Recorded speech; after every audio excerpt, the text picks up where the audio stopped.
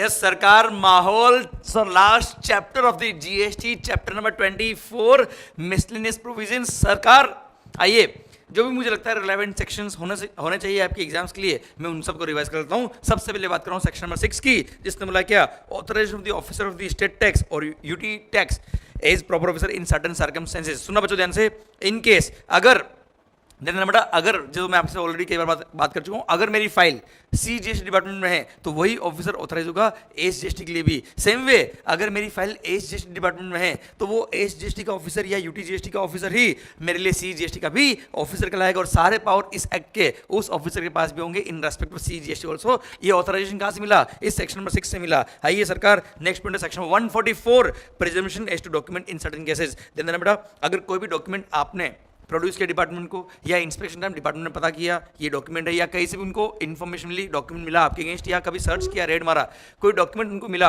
तो ये माना जाएगा उस डॉक्यूमेंट में जो लिखा है वो सच लिखा है। अगर हैंड राइटिंग में लिखा तो माना जाएगा कि आपकी हैंड राइटिंग है, and that will act as an evidence against you. आपने कोई डॉक्यूमेंट एग्जीक्यूट कराया हुआ है, स्टैम्प पेपर एग्जीक्यूट कराया तो माना जाएगा आपने स्टैम्प पेपर एग्जीक्यूट कराया। कोई सिग्नेचर है तो ये माना जाएगा कि आपके सिग्नेचर है, unless you prove it otherwise. Then section 145 कहता है एडमिसिबिलिटी ऑफ माइक्रोफिल्म्स या फैसिमिल कॉपी, मतलब फैक्स की कॉपीज या प्रिंट आउट, अच्छा, या computer print out as document and as evidence. Sir अगर जैसे ये तो ऊपर जो सेक्शन था उसमें था हैंड रिटन लिखा है, तो यहाँ पे लिखा है अगर मान लो कोई माइक्रोफिल्म मिल गई बेटा हमें, या हमें कोई फोटोग्राफ मिल गए, या फिर हमें कोई फैक्स कॉपी मिल गई बेटा, या कोई प्रिंट आउट मिल गया कंप्यूटर से, तो ऐसे केस में जो उसमें लिखा है ये माना जाएगा कि सच लिखा है, and that will act as an evidence against you unless you prove it otherwise. आपको पावर दिया कि आप प्रूव कर दो, गलत है, बाकी हम तो मानेंगे जो उसमें लिखा है वो सच लिखा है बेटा। आइए सेक्शन 146 बोलता है कॉमन पोर्टल। सर यहाँ से पावर मिला सीबीएसई को कि अपनी वेबसाइट नोटिफाई करने का कि ये हमारी वेबसाइट है जहाँ से आप रिटर्न फाइल करेंगे, सारे कंप्लायंस पूरे करेंगे। देन सर आइए सेक्शन 148 बोलता है गवर्नमेंट को पावर है कि वो चाहे तो on the recommendation of the GST council कुछ स्पेसिफिक कैटेगरी ऑफ पर्सन के लिए सर स्पेशल प्रोसीजर भी नोटिफाई कर सकती है, कोई खास बात नहीं है। सर 149 जीएसटी कंप्लायंस रेटिंग, सुनना बच्चों ध्यान से, जीएसटी कंप्लायंस रेटिंग गवर्नमेंट को पावर दिया, अब तक ऐसा नोटिफाई, अब तक ऐसा इन्होंने एक्सरसाइज नहीं किया है, पर हाँ गवर्नमेंट को पावर दिया कि वो चाहे तो एवरी रजिस्टर्ड पर्सन को उसने जो कंप्लायंस किए उसके बेस पे रेटिंग देंगे, और कुछ पैरामीटर फिक्स करके रेटिंग्स रखेंगे, और रेटिंग को क्या कर देंगे, कंप्लायंस रेटिंग बोल के गवर्नमेंट वेबसाइट पे पब्लिश कर देंगे, और आप किसी भी सप्लायर से परचेज कर रहे हो या डील कर रहे हो तो उसकी रेटिंग देख के पता कर सकते हो कि ये सर एसएससी कंप्लायंट है या मामला गड़बड़ है इसका बेटा। क्लियर? तो अभी तक इसको गवर्नमेंट ने रेटिंग को अभी तक पब्लिश नहीं किया है, पर हाँ they can do this. Sir section 153 बोलता है taking assistance from the expert. Sir assistant commissioner या उसके अबोव रैंक वाले ऑफिसर को पावर दिया कि अगर डिपार्टमेंट की प्रोसीडिंग के लिए आपको आउटसाइड पार्टी की किसी हेल्प चाहिए, एक्सपर्ट की हेल्प चाहिए, यू कैन टेक इट। जैसे सर प्राइवेट लेबोरेटरी की टेस्टिंग चाहिए, टेस्टिंग की सर हमको क्या चाहिए, हेल्प चाहिए, तो आप लेबोरेटरी से हेल्प ले सकते हो। सर सीए से ले सकते हो, कॉस्ट अकाउंट से ले सकते हो, कोई कंप्यूटर एक्सपर्ट है हैकिंग करने के लिए आप उसकी हेल्प ले सकते हो sir. Then 154 power to take sample. Sir commissioner या ऑथराइज ऑफिसर आपकी प्रीमाइसेस पे आके सैंपल ड्रॉ कर सकता है for the purpose of verification checking. 155 power to proof. Sir अगर आपने आईटीसी लिया है तो सर डिपार्टमेंट ने बोला है कि आपको प्रूव करना पड़ेगा वो आईटीसी सही है कि नहीं है। क्लियर? आपको डॉक्यूमेंट्स लाने पड़ेंगे। सर आप ये नहीं बोल सकते हो कि मैंने 10 लाख आईटीसी लिया, डिपार्टमेंट बोलता है बताओ प्रूव करो कैसे आपका 10 लाख आईटीसी मिलना चाहिए, तो यू कांट से कि आप बताओ कि मेरे को 10 लाख आईटीसी क्यों नहीं मिलना चाहिए। अरे burden to prove is on the SSC. Then 156 persons deemed to be public servant, जो भी ऑफिसर है उनको बोला है कि वो इंडियन पेनल कोड के अकॉर्डिंग यहाँ पर पब्लिक सर्वेंट कहलाएंगे। ठीक है sir. 157 protection of the action taken under this act. Sir ध्यान रहा, ऑफिसर ने एज पर एक्ट अगर कोई एक्ट किया है, कोई एक्शन लिया है, तो सर कोई भी एसएससी या कोई और पर्सन उस ऑफिसर पे कोई केस फाइट नहीं कर, कोई केस नहीं कर पाएगा, और कोई कोर्ट उसका वो केस एक्सेप्ट नहीं करेगा। यहाँ पर ऑफिसर को प्रिवेंट किया है इस सेक्शन ने। सर जैसे मानहानि का दावा लगा दिया, सर डिफेमेशन का केस लगा दिया उस ऑफिसर पे, तुमने हमारे यहाँ रेड मारी, कुछ मिला नहीं तुम्हें, मैं तुम्हारे पर डिफेमेशन का केस लगाऊंगा, नहीं लगा सकता सर ऑफिसर। एसएससी कोई इस तरह का केस नहीं लगा पाएगा। Then 158 disclosure of information by public servant. Sir ध्यान, इस एक्ट के थ्रू कोई भी इन्फॉर्मेशन किसी भी मीडियम के थ्रू किसी भी तरीके से ऑफिसर को अगर मिली है तो वो उसको सीक्रेट रखेगा, किसी और के साथ डिस्क्लोज नहीं करेगा, इनफैक्ट डिपार्टमेंट के दूसरे ऑफिसर के साथ भी डिस्क्लोज नहीं करेगा, unless if it is required by law. Clear? तो ही वो डिस्क्लोज कर सकता है, अदरवाइज डिस्क्लोज नहीं करेगा, नहीं तो एसएससी के बिजनेस की बैंड बजेगी साहब। आइए 159 publication of information in respect of person in certain cases. बच्चों ध्यान रखना, कॉम्पिटेंट अथॉरिटी के पास पावर है कि वो चाहे तो जो आपने ऑफेंस किया अगर वो ऑफेंस प्रूव हो गया तो ऐसे केस में सर वो इसको पब्लिश भी करा सकते हैं इन द न्यूज़पेपर। बेटा ध्यान देना बेटा। सर और दे देना। ये पब्लिकेशन जो करेंगे उसमें अगर फर्म इन्वॉल्व थी तो पार्टनर के नाम, एओपी था तो मेंबर्स के नाम, एचयूएफ था तो मेंबर्स के नाम, एंड सर कंपनी है तो director, managing agent, secretary, treasurer और मैनेजर के नाम भी पब्लिश हो जाएंगे। क्लियर। पर हाँ, ये पब्लिकेशन का पावर ये एक्सरसाइज कर सकते हैं, पर ये एक्सरसाइज तभी करेंगे जब एसएससी का राइट टू अपील रिजेक्ट हो गया, या अपील करने का टाइम उसका एक्सपायर हो गया, या अपील में वो हार गया, फाइनली केस डिस्पोज ऑफ हो गया, उसके बाद ही पब्लिकेशन करेंगे बेटा। देन सेक्शन 160 बोलता है assessment proceedings etcetera not to be invalid on certain grounds. क्या होता है बेटा? Sir assessment, reassessment, review, adjudication, revision, appeal, rectification, notice, summons, कोई भी प्रोसीडिंग अंडर दिस एक्ट, उसमें अगर कोई मिस्टेक हो गया, डिफेक्ट हो गया या कोई ओमिशन हो गया, क्लियर, विच वॉज वो अनइंटेंशनल था, ऑफिसर की तरफ से मिस्टेक हो गया या डिफेक्ट हो गया या ओमिशन हो गया, विच जिसकी वजह से कोई इंटेंट ऑफ द लॉ या पर्पस ऑफ लॉ डिफीट नहीं हुआ बेटा सर, तो ऐसे केस में बोल दिया कि ऐसी प्रोसीडिंग्स उन मिस्टेक या डिफेक्ट की वजह से इनवैलिड नहीं रहेगी। और एसएससी को बोल दिया कि जब भी तुमको ये मिस्टेक पता पड़ती है तो इमीडिएटली वो नोटिस इशू होने के बाद जो फर्स्ट आपके पास हियरिंग का मौका होगा उसी टाइम उस मिस्टेक पे आप बात कर लेंगे, उसके बाद आपको मौका नहीं दिया जाएगा। आप उसके बाद उस मिस्टेक को हम इग्नोर करेंगे, उसके बाद वो मिस्टेक अगर हमारे सामने आप लेके आए तो हम ये मानेंगे कि वो मिस्टेक हुई नहीं साहब, हम उसको इनवैलिडेट नहीं मानेंगे, प्रोसीडिंग को इनवैलिडेट नहीं करेंगे सर। आइए देन सेक्शन नंबर 162 बोलता है power sir bar on jurisdiction of civil court. कोई भी सिविल कोर्ट इस एक्ट की कोई केस एक्सेप्ट नहीं करेगा except high court, supreme court, जो सेक्शन 117 और 118 में कवर बेटा। जैसे याद है ट्रिब्यूनल के केस के अगेंस्ट ट्रिब्यूनल ने ऑर्डर पास किया जीएसटी 18 ने, उसके against high court, state bench या एरिया बेंच, क्लियर, और उसके बाद सुप्रीम कोर्ट, तो वहीं पे उस सेक्शन के अकॉर्डिंग ही अपील जा सकती है, बाकी कोई सिविल कोर्ट इस तरह की अपील वगैरह इस एक्ट की एक्सेप्ट नहीं करेगा बेटा। देन 163 बोलता है power of levy sir, levy of fee बेटा। सर अगर आपको किसी ऑर्डर या नोटिस वगैरह की फोटो कॉपी चाहिए तो ऐसे केस में किसी फाइल की कॉपी चाहिए आपको तो ऑफिसर अलाउ करेगा but on payment of prescribe fee. Then 164, 165, 167 बोल रखा है गवर्नमेंट के पास पावर की रूल्स बनाने का, देन रेगुलेशन बनाने का पावर है, और रूल्स रेगुलेशन या नोटिफिकेशन जो डेलीगेट पावर के थ्रू इन्होंने यूज़ किए। 166 बोलता है पार्लियामेंट का जो सेशन आएगा उसमें हम उसको लेट डाउन करेंगे, क्लियर, और सर वहाँ पार्लियामेंट में किसी मेंबर ऑफ पार्लियामेंट को कोई ऑब्जेक्शन तो वो रेज कर सकता है बच्चों, क्लियर, कोई खास बात नहीं है। 167 कमिश्नर को पावर दिया कि वो किसी भी ऑफिसर की पावर डेलीगेट कर सकता है, clear. 168 power to issue instruction और सर्कुलर वगैरह दे रखा है, डायरेक्शन वगैरह का पावर दे रखा है सर यहाँ पे सीबीआईसी को सर। आप आइए 169 वेरी इंपॉर्टेंट सेक्शन बेटा, क्लियर, इस चैप्टर के सबसे इंपॉर्टेंट दो सेक्शन है, उसमें से एक ही सेक्शन 169 सर्विस ऑफ नोटिस या ऑर्डर या summons etcetera in certain circumstances. Sir किस तरह से नोटिस वगैरह सर्व किए जाएंगे, कब मानेंगे सर हो गया। देखो नोटिस केवल इश्यू करना, नोटिस ऑर्डर वगैरह सब कुछ केवल इश्यू करना इज नॉट सफिशिएंट, सर्व होना चाहिए, रिसीव होना चाहिए जो जिसको भेजा है नोटिस। सुनना, इसमें इस सेक्शन में कौन कौन से डॉक्यूमेंट कवर है, कोई भी डिसीजन हो गया, ऑर्डर हो गया, समन हो गया, नोटिस हो गया, या other communication under this act और rules made under this act. Sir then mode of communication क्या हो सकता है, किस तरह से डिपार्टमेंट आपको नोटिस वगैरह ये ऑर्डर जो भी, अच्छा मैं नोटिस बोलूंगा, आप इसमें ऑर्डर डिसीजन सब आ गया, समन वगैरह किस तरह से भेजेगा। फर्स्ट है फिजिकल डिलीवरी, गिविंग और टेंडरिंग इट डायरेक्टली, या delivery through a messenger including courier, या the document can be delivered to the addressee, the tax payer और to his manager, the agent duly authorized, advocate or tax practitioner who hold authority to appear in the proceeding on the behalf of the assessee। मतलब आपके advocate को या आपके AR को भी दे दिया तो मान लेंगे कि ये डिलीवर हो गया बेटा, डिस्पैच हो गया, आपको सर्व हो गया। ध्यान देना बेटा, इन सब पे मैंने आपको जब लेक्चर पढ़ाया था बताया था, इन सब पे जजमेंट आए थे सर्विस टैक्स एक्साइज केस में। अब आगे वाले आने वाले जीएसटी एक्ट में कभी झगड़े नहीं हुए, इसलिए एक्ट में लिख डाला कि इनको दे दिया तो मान लेंगे सर्व हो गया है। Then any person who is regularly employed by him in connection with the business, उसको दे दिया, मान लेंगे सर्व कर दिया।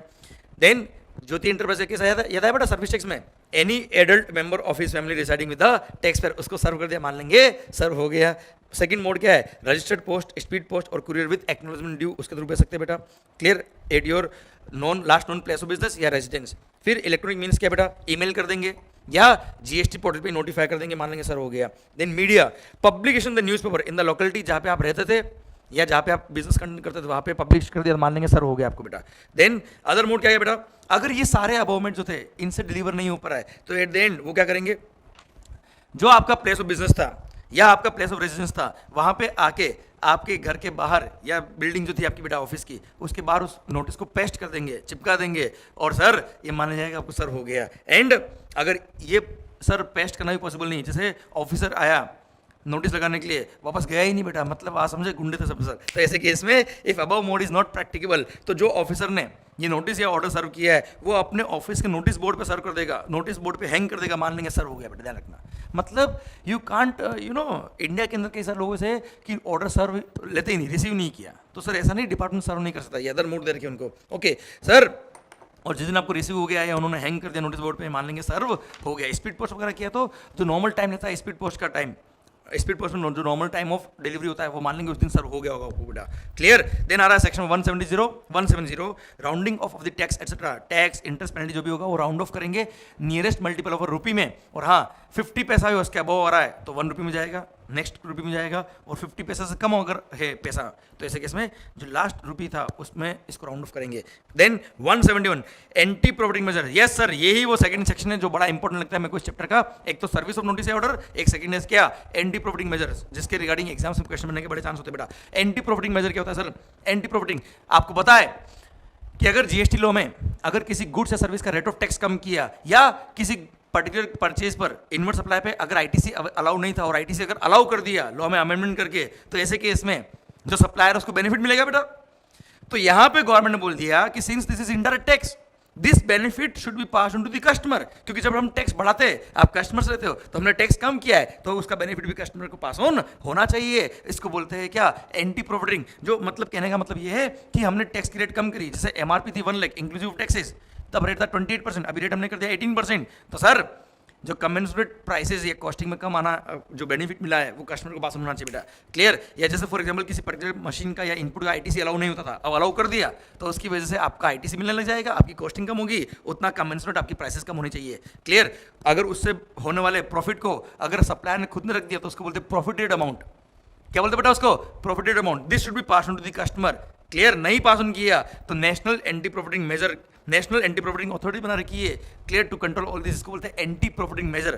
क्लियर? अब सर एंटी प्रॉफिटिंग अथॉरिटी को पावर दिया है कि वो एग्जामिन करेगी मैटर्स को, कि सबसे पहले वो क्या करेंगे, सबसे पहले चेक करेंगे अगर कभी लॉ में अमेंडमेंट हुआ रिगार्डिंग रेट ऑफ टैक्स या आईटीसी का अगर किसी इनपुट या कैपिटल गुड्स या इनपुट सर्विस का अलाउ किया तो ऐसे केस में कौन कौन से वो सेक्टर है, कौन कौन से वो बिजनेसेस है जिनको ये फायदा मिला है, प्लस उन्होंने कमेंसुरेट जितने कॉस्ट कम हुआ उतना कमेंसुरेट प्राइस कम किया कि नहीं किया।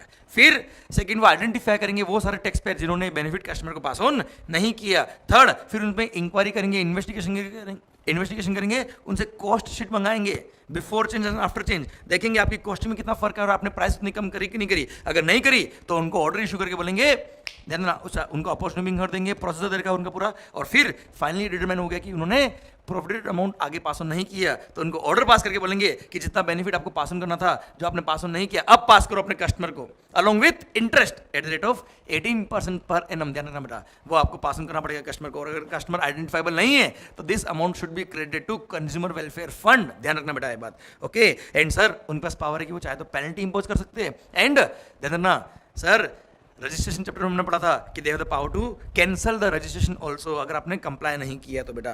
Clear? And every month sir every quarterly इनको एक रिपोर्ट सबमिट करनी पड़ती है जीएसटी काउंसिल को कि हमने ये एक्शन लिए क्वार्टर खत्म होने के बाद 10th of the next month बेटा। क्लियर? ये ड्यूटीज ऑफ द अथॉरिटी है बेटा। अच्छा ध्यान रखना, जिनके भी नवंबर 20 या उसके बाद एग्जाम्स होंगे उसके लिए एक छोटा सा पॉइंट एक ऐड हुआ है सेक्शन 171 सबसेक्शन 3A। वो बोलता है क्या, अगर ये प्रूव हो गया कि एसएससी ने प्रोफिटेड अमाउंट आगे पास ऑन नहीं किया कस्टमर को, वो फॉल्टी पाया गया, तो ऐसे केस में एंटी प्रॉफिटिंग अथॉरिटी क्या करेगा, उस पर पेनल्टी लगाएगा कितना, up to the amount of 10% of the amount of profited, जो पास ऑन करना था जो उसने पास ऑन नहीं किया बेनिफिट का अमाउंट, उसका 10% पेनल्टी चार्ज करेगा उस एसएससी पर अगर उस एसएससी ने अमाउंट प्रॉफिटेड पास ऑन कर दिया कस्टमर को या कंज्यूमर वेलफेयर फंड में ट्रांसफर कर दिया, कुल मिला के केस क्लोज कर दिया within 30 days of the order of the anti profiting authority, तो ऐसे केस में पेनल्टी वेव हो जाएगा, पेनल्टी चार्ज नहीं करेंगे। ये पॉइंट नवंबर 20 उसके बाद एग्जाम अगर है तो उसके लिए रिलेवेंट हो गया, जुलाई में ये पॉइंट रिलेवेंट नहीं है। क्लियर? डन। ये एंटी प्रॉफिटिंग का सेक्शन 171 भी खत्म होता है। अब आइए 172 सर बोलता है रिमूवल ऑफ डिफिकल्टी। यहां से पावर आया गवर्नमेंट के पास कि वो चाहे तो अगर एक्ट के इंप्लीमेंटेशन में अगर कोई डिफिकल्टी आ रही है तो उसको रिमूव कर सकता है by issuing an special order. पर ये पावर जो है वो 3 साल तक ही है। जिस दिन एक्ट स्टार्ट हुआ, एक्ट 1 जुलाई 17 से एप्लीकेबल हुआ, वहां से 3 साल तक। पर हाँ, फाइनेंस एक्ट 20 ने इसको बढ़ा के 5 साल कर दिया है, जो नवंबर 20 के लिए भी रिलेवेंट नहीं। फाइनेंस एक्ट 20 रिलेवेंट नहीं है नवंबर 20 के लिए बेटा। ओके, कोई खास सेक्शन नहीं है। देन 173 बोलता है क्या, अरे जिस दिन से जीएसटी एप्लीकेबल हुआ उस दिन से सर्विस टैक्स एप्लीकेबल नहीं रहेगा 1 जुलाई 17 से। And sir 174 repeal and saving बोलता है क्या, एक्साइज वेट जो भी पुराने लो मर्ज हो गए किसके अंदर, जीएसटी के अंदर, तो 1 जुलाई 17 से जब से जीएसटी एप्लीकेबल हुआ है तब से वो टैक्सेस इसमें मर्ज हो गए और वो एप्लीकेबल नहीं रहेंगे एक्सेप्ट फ्यू गुड्स। याद आया बेटा आपको सर, जैसे alcohol liquor for human consumption, वो पेट्रोलियम गुड्स वगैरह बेटा, क्लियर, टोबैको बेस्ड गुड्स, इन पे अभी भी सर पुराने लॉ एप्लीकेबल है, वो एप्लीकेबल रहेंगे बेटा, क्लियर। और हाँ बाकी सारे जो गुड्स है उन सब पे जीएसटी एप्लीकेबल हो गया, तो ये सब गुड्स पे ये वाले पुराने एक्ट एप्लीकेबल नहीं रहेंगे 1 जुलाई 17 से। ये लास्ट सेक्शन था, सेक्शन 174 ऑफ द जीएसटी। इसी के साथ भारत माता की जय। सारे चैप्टर जीएसटी के खत्म होते हैं अब, ये entire revision of entire GST chapter wise खत्म होता है अब। आई होप ये सारे लेक्चर आपको हेल्प करेंगे एग्जाम्स के अंदर। इनको अच्छे से पढ़िए, अच्छे से सुनिए, और हाँ बी फोकस्ड बेटा, ध्यान देना बेटा, हर पर्सन का पढ़ने का तरीका अलग होता है, हर पर्सन का पढ़ाने का तरीका अलग होता है, क्लियर। और सर ये लेक्चर्स आपको बहुत हेल्प करने वाले एग्जाम्स में, इनको मिनिमम 2 बार पहले सुन लेना, clear. Thank you so much, all the very best. पढ़ते रहिए क्योंकि पढ़ेगा इंडिया तभी तो बढ़ेगा इंडिया। और हाँ आपको कभी भी किसी भी सिचुएशन से डरने की जरूरत नहीं है, क्योंकि डर के आगे ही क्या है, जीत, क्लियर। और हाँ आपको कभी भी कोई डिफिकल्टी, आपका ये भाई, भले छोटा भाई मान लो, बड़ा भाई मान लो, आपके साथ है हमेशा। All the very best, take care, enjoy the life. Thank you so much.